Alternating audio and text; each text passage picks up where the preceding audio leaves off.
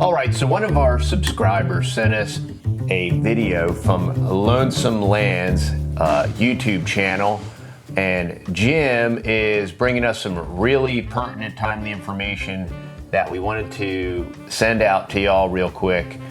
We appreciate the information being provided here, so we wanted to share it with y'all because it is relevant, and we're going to talk about, once we watch this, we're going to talk about solutions. All right, back at it. It's been a while, but I'm going to get back to making videos. And what I wanted to start off with is what I've noticed over the past few months is kind of a coordinated effort to tell people like me or anybody who's criticizing the way the cattle market operates or beef market operates. There's just a coordinated effort to tell us to shut up, really. And where it comes from is a lot of it is coming out of this magazine right here. Drover's magazine. They're put out by Farm Journal. They send it out to pretty much anybody who's ever looked at a cow. They send it out for free, so they send it out to as many people as they can to get their numbers up. And it's just filled with a lot of BS. And really, the first one, the one that kind of got a lot of other people talking, is this: The Enemy Within Our Industry, and it's by Don Schiffelbein, or something like that, and he is the NCBA president. And he believes, what it pretty much says is that anyone who criticizes beef packers is an enemy within the industry. If you criticize market transparency, if you've criticized the fact that right now there are record amounts of foreign meat coming in, beef coming into this country, and getting a product of the USA label put on it, and consumers are buying it thinking it's a product of the USA. If you criticize that, enemy within the industry. The other topic was This is a very big issue because we just experienced, and we're still experiencing, a drought here in Texas. And due to that drought and insufficient supply of hay and feed, many ranchers sold off completely. And we absolutely know that all that sale barn meat, a very large percent of it, gets packed up and shipped overseas. So here we have this, and it's interesting because we had all these comments of like, oh, this is bogus, there's plenty of meat and all this stuff. Well, no, we actually know people involved in the process and all this, and it absolutely gets packed up. It gets bought for pennies. It gets packed up and sold at a premium overseas. And then what happens is this foreign beef, right, that has none of our regulations. They want to beat up on Amos Miller and say he's not doing his food right, but they're super cool with China beef being shipped in, and not just China beef being shipped in, but it having a product of the USA label on it, and people buying it under the full delusion and illusion of the marketing of the sticker that they're buying meat that was made here under our safety regulations, and it was made somewhere else, and they can absolutely do whatever they want to it, and it's raised. We have no concept of how it's raised. And so that's why this is a massive issue as far as informed consent and being an informed consumer. This is not just illegal, it's just a gigantic lie propagated upon a lie. And this is really what's annoying about all these lettered agencies that are here to protect us and make sure that everything's done right. They're all just fronts. They're all just organized crime. Bees are dying. Cows are starving. Crops are drying up. Local farmers are shutting down everywhere. So what can you do, and how can you help? By shopping at TheTexasBoys.com, you're supporting local bee farmers, organic coffee roasters, and small businesses. So shop now at TheTexasBoys.com. They're fronts to perpetrate whatever they're supposedly supposed to protect us from, they are literally facilitating that against us. So they're the big dogs. Yeah, it's just a complete front, and they're a complete front, and they are an affront to our logic, ration, reason, and common sense. Yep. Rules for thee, not for me, type of thing. Checkoff funds. If you criticize how checkoff funds are being used, which Don is the president of the NCBA. The NCBA receives the vast majority of the beef checkoff funds, between $70 and $80 million. And if you criticize how those funds are being used, enemy within the industry. It's kind of as if the beef packers got together and said, what do we want to tell people that raise cattle? And they gave it to this guy to tell them, and he puts it down in his gee golly whiz Minnesotan accent. And it seems like, he seems like a really friendly guy, but what this article is well, the one thing is we had a neighbor come up to us, an older gentleman, and he was like, we started butchering our own cows, as y'all have seen over this last year. We've butchered several cows. Well, he was like, well, since y'all like butchering cows so much, I'll go in with y'all on a butcher shop. I'll buy the butcher shop. You'll just be the labor. You'll run it all. I'll just finance it. And we're like, hook it up. This is awesome. So we start diving into the depths of the whole butcher shop thing. And, you got to get your license, and you got to get your licenses and everything like that. And we start looking into this thing, and the whole thing is a rig. And it's been rigged. So the crazy thing is if y'all don't know, if you haven't taken your animals to the butcher shop in the last 2-3 years, it's been nuts. The waiting lists have been off the charts, especially now. The only way we're able to get stuff butchered in a reasonable time frame is because we have really good connections there at our butcher shop. We really love those people over there as well. We started digging into it, and now they're not allowing anybody to get their butchering licenses, which is absolutely nuts. There's a brand spanking new facility. 12 miles from here? Yep, 12 miles from here, brand new.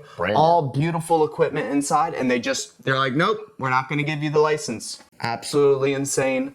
And there's your proof right there. Yeah, government overreach, government, they get involved, they jam it up. Yep. And they create the problem. Yep. They're creating the bottleneck, they're creating the problem, they create the shortage, they exacerbate the problem. And, and the biggest thing is with all the left and right stuff, nobody ever talks about, shrink the government. One reason why they're so powerful is just strictly because they're so large and gigantic, and nobody wants to shrink the beast. Nobody wants to chain the beast. Nobody wants to shrink the beast, and the beast is out of control regardless of whatever color they are, blue or red. They're megalomaniacs. They're out of control. They're the predator class, and they're insane. They're totally out of control. Just telling people like me, RCAF, U.S. Cattlemen, anyone who criticizes how things are currently going or how they've been going the last few years, just to shut up. And the other really good example is one that just blatantly says, this by Neville Spear, who's an independent consultant. He says, stop saying that. Now, independent consultant, I don't know how independent he is, because everything he writes for this Drovers magazine all the time, and it's all, pretty much what the beef packers would want to tell a cattleman. He just says it. He's got another one in there that says imports are actually good. Imports are creating value. Forget everything you know about, supply and demand. The increased supply of beef in this country created by imports is good for cattlemen. This one here, stop saying that. You can no longer say the market is broken. You need to stop saying that, because the market's not broken and it's working just like it should. Now that beef packer margins are down back to a reasonable level, and they don't have a good excuse, and they're also scared to death of these new regulations that are being voted on in the Senate and coming down. They want you to think that everything's back to normal and just quit. Just forget about everything that's went on these last 7 years. The worst thing I think I read, well, I don't know if it's the worst, those are pretty bad, but one that really got me going kind of is this, the editor of this magazine, Greg Henderson. He writes, in Packing Plants Fool's Gold, he writes, cattle producers work themselves into a frenzy over U.S. packer capacity since the Tyson temporarily shuttered a giant plant 3 years ago. Now, I'm old enough to remember 2019, and what happened was cattlemen did work themselves into a frenzy because they lost. And to put it that way just seems so condescending and arrogant, and just to forget, not to, just has no empathy to the people who lost so much money over that span of months after that fire in 2019, and it was for absolutely no reason. It was simply because the packers manipulated the market because they have a stranglehold on the industry. 4 packers control 85% of the industry, and they manipulated that market, and cattle producers went broke, went out of business, and just lost millions of dollars during that time. And he wants to make it off, well, you just worked yourself into a frenzy over nothing. And so when these things come across, your social media or whatever, it's pretty easy just to be like, well, there's another one. But when you stack it all together, and these are just a few, there's more. I mean, it's every issue of this magazine, and it's other magazines, Beef Magazine, and it's when you put them all together, it's just a pretty blatantly obvious, just coordinated propaganda campaign to get cattlemen to shut up and just keep on with the status quo. And another article that I read that had some really good points in it was in a Northern Ag. It was written by Brett Crosby, and he's a Wyoming rancher. And he wrote that according to U.S. Ag Census data, in the past 20 years, the U.S. has lost 75% of all their feedlots. And that's not feedlot capacity, that's just feedlot owners. The smaller feedlots, 75% of them, of the total, have went out of business, just quit doing business in the past 20 years. And, my dad, he fed cattle, he's one of them. And look, we're not feedlot people, No. we're not CAFOs, but the point is that there's an enormous amount of people that are totally fine with feedlot beef. Yeah.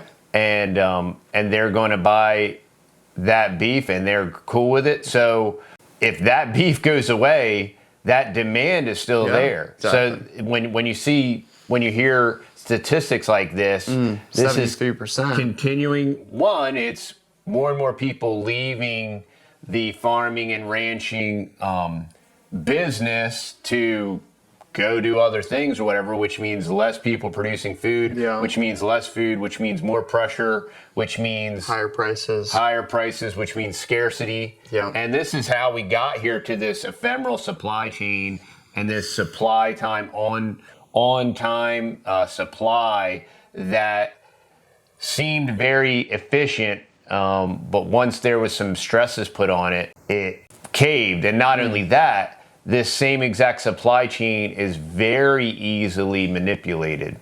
You just heard that 4 packers control 80 to 85% of the beef. That's nuts. And that gives them an incredible amount of juice to dictate and control. And those are the ones that are responsible for these smaller packers and these smaller butcher shops not getting their license because they lobby for all these additional regulations, and then the government, the government's complicit with it, and they're like, oh yeah, we'll help you do that. Yeah, we'll crush and kill the little guy, and we'll let you get bigger and bigger and bigger. This way, the supply chain can become weaker and weaker and weaker, and you just get to dictate more.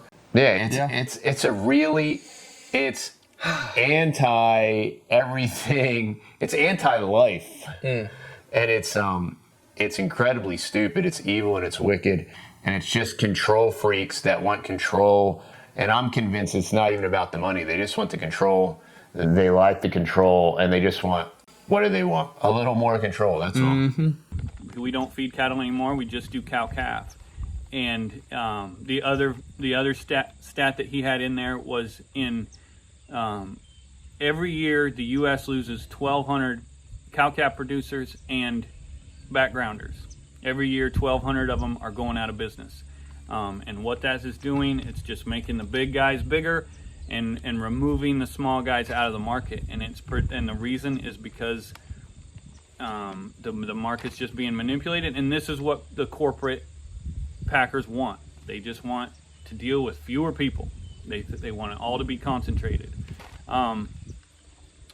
And so those are the points I really think, you're not going to find them in Drover's Magazine or very many places, but I think that's what people really need to realize, and not this other thing that's telling you to be quiet, shut up, don't worry about country of origin labeling or anything else. And I think it's important to also know who's funding these organizations that are truly, NCBA and this magazine that's putting out this stuff. You want to talk about enemy within the industry. That's who it is. And I think it's important to know who's funding it. This is the back cover of that magazine. Your beef checkoff dollars. If you sold cattle, this is an ad in Drover's Magazine. And if you sold cattle anytime, you're getting checkoff money taken out of your checks, and that's going to fund this propaganda campaign. That ad costs, according to their media kit, costs between, I think, $12,000 and $14,000 for a full-page ad in their magazine. So that's what everybody needs to remember. Isn't it interesting how they tax us, and then they use those taxes and fees to enslave us? Matt just got his cell phone bill. Yeah. And he's got a Trumi, which is like a real cell phone. It doesn't have like internet access and all that stuff. And it cost $30. $40. No, it cost $30. Oh, sorry. Yeah, it cost $30 for the service. Yes. But after all the taxes and fees, it costs $40. Yes. That is 33%. And it's the exact same thing that Jim here is talking about, that if you sell your cows at an auction, and these beef checkoff fees that they charge you at the time of sale, that's deducted from your proceeds. I didn't know that. Literally are going towards the propaganda campaigns to literally put you out of business and to consolidate power and to consolidate control. That's the exact same thing with, the public school tax and everything like that. And they tax us as homeschoolers or people that don't even use the system.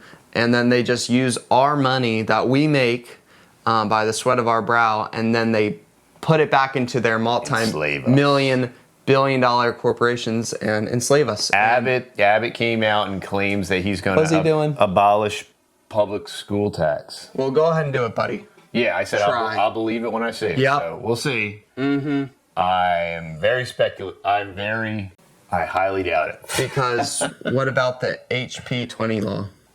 Yeah. They didn't. I don't know. Alrighty, y'all. So that is the video from Jim from Lonesome Lands. Go check out his channel. Go subscribe if you want to. We'll put the link to the video in its entirety in the show notes.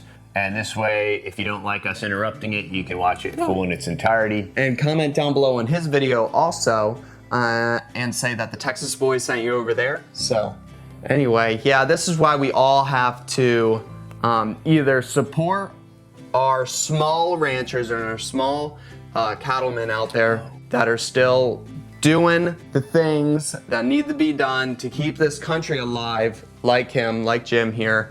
And or you can raise your own cattle. Doesn't need to be this 20, 30 head of cattle in a big old several 100-acre ranch. I mean, it can be 1 or 2 cows, y'all. Yeah. Real simple. We've done it before on 5 acres. We've had 1 or 2 Jersey cows on here, and it's totally sustainable that way.